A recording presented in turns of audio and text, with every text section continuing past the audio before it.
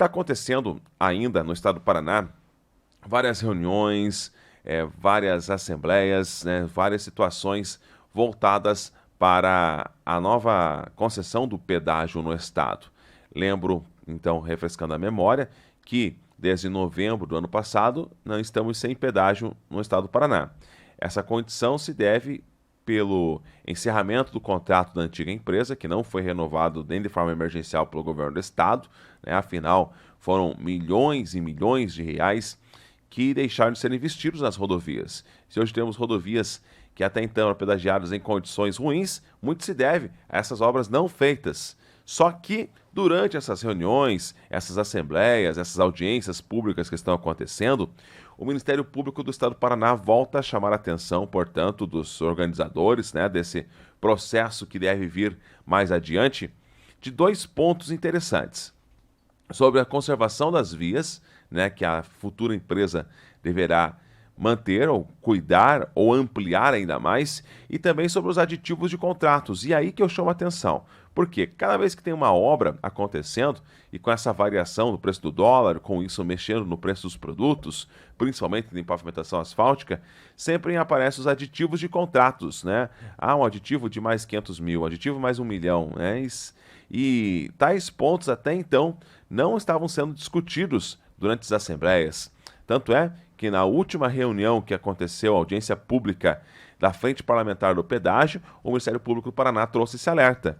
Através do promotor Marcelo Salomão Chelusliak, ele fala sobre esses dois pontos de extrema atenção, né? Porque se não cuidar dos detalhes, vamos ter então por 20 ou 30 anos, não se sabe exatamente qual será o prazo de concessão, muito se fala em 30 anos, mas serão 30 anos em que a empresa poderá, né, ficar pedindo aditivo volta e meia.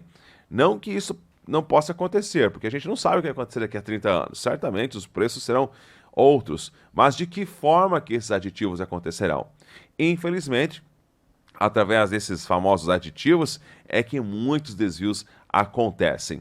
E por isso que todo detalhe tem que ser cuidado, então, nesse momento em que se faz aí os estudos para uma nova concessão que deverá assumir, acredito eu, entre o final do ano e início do ano que vem, as rodovias federais do estado do Paraná.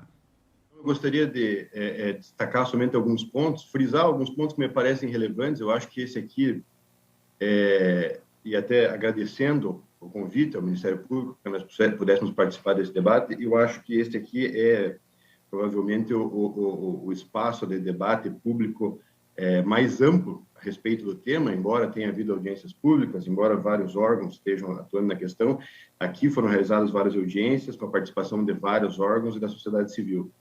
Portanto, eu acho importante frisar esses pontos aqui, com a permissão de Vossa Excelência, que me parecem importantes do ponto de vista da proteção do patrimônio público. E são pontos em torno de duas questões relacionadas aos bens públicos que estão envolvidos nas concessões, porque existe um aspecto das concessões que talvez seja mais aparente, que é a relação contratual entre as concessionárias e os usuários do serviço, na medida em que os usuários do serviço pagam a tarifa para as concessionárias, mas existe, obviamente, também uma outra relação, uma outra dimensão dessa relação contratual entre o Estado, o poder público e essas concessionárias. E um dos elementos mais relevantes nessa relação entre a concessionária e o Estado é a conservação dos bens públicos que são entregues para a concessionária para que sejam devolvidos em determinado estado. Então, em regra, para que sejam devolvidos não só em uma boa situação de conservação, mas também em melhores condições de conservação, na medida em que há a previsão dos investimentos para ampliação de rodovias, etc. E aqui dois pontos me parecem relevantes, duas questões me parecem relevantes. Em primeiro lugar, a questão dos investimentos não realizados nas concessões passadas e que nós podemos considerar em três aspectos, né? Investimentos que simplesmente não foram cumpridos, investimentos que são objeto de acordos que o Estado já realizou com o DR recentemente e investimentos que ainda são objeto de ações que estão em curso por parte do DR e da Procuradoria-Geral do Estado e também por parte do Ministério Público Federal, que buscam a anulação de aditivos que foram feitos nos contratos anteriores, e que implicaram na supressão de investimentos que deveriam ter sido feitos originalmente, que estavam previstos originalmente. Esse é o primeiro aspecto. O segundo aspecto, a conservação das rodovias, seja no que diz respeito ao momento em que elas foram entregues, em novembro do ano passado, seja neste período, nesse interregno. Esses dois pontos, eu espero estar me fazendo claro, mas esses dois pontos me parecem muito importantes no que diz respeito a eventuais repercussões da concessão passada, de todas as discussões e problemas que houveram antes, nas concessões futuras.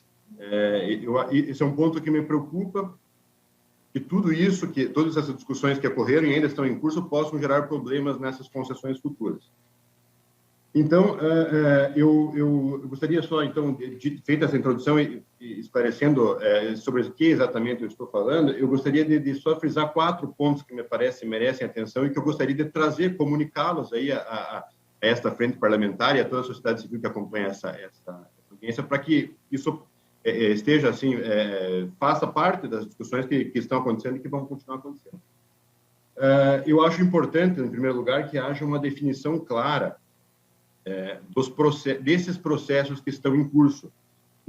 O TCU está atuando no caso agora e temos informações de que o TCU pediu informações à ANTT, mas, salvo engano, até onde eu sei, não existe uma definição clara de todo esse rol de procedimentos, não só dos acordos que já foram feitos, mas daquilo que pode vir de eventual anulação de aditivos que foram realizados. Então, eu entendo que seria importante que houvesse uma definição clara de todos os processos como eventuais fatos que podem gerar repercussão na concessão.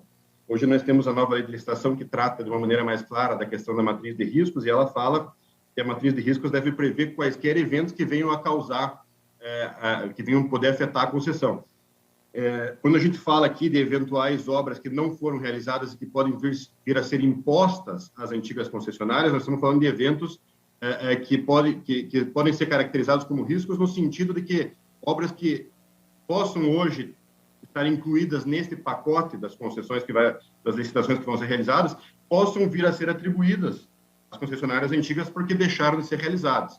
Isso suscita uma questão de equilíbrio econômico-financeiro. Se esta obra agora essa questão foi abordada pelo professor Eduardo Raton na audiência pública anterior, salvo engano, e ela é da maior relevância porque pode gerar uma discussão sobre equilíbrio econômico-financeiro. Vou tentar acelerar aqui, eu sei que o tempo está passando. Eu também acho que é importante que haja atenção para o fato, e talvez uma previsão contratual, para a possibilidade de que essas obrigações que não foram realizadas, ou que deixaram de ser realizadas por qualquer motivo que seja, caso elas venham a ser impostas, se isso vier a ser convertido em indenização em perdas e danos, teria que haver também uma previsão de como isso será incluído na nova concessão, a fim de beneficiar. A gente estaria falando daí, talvez, pensando numa possível decomposição do equilíbrio econômico financeiro em favor dos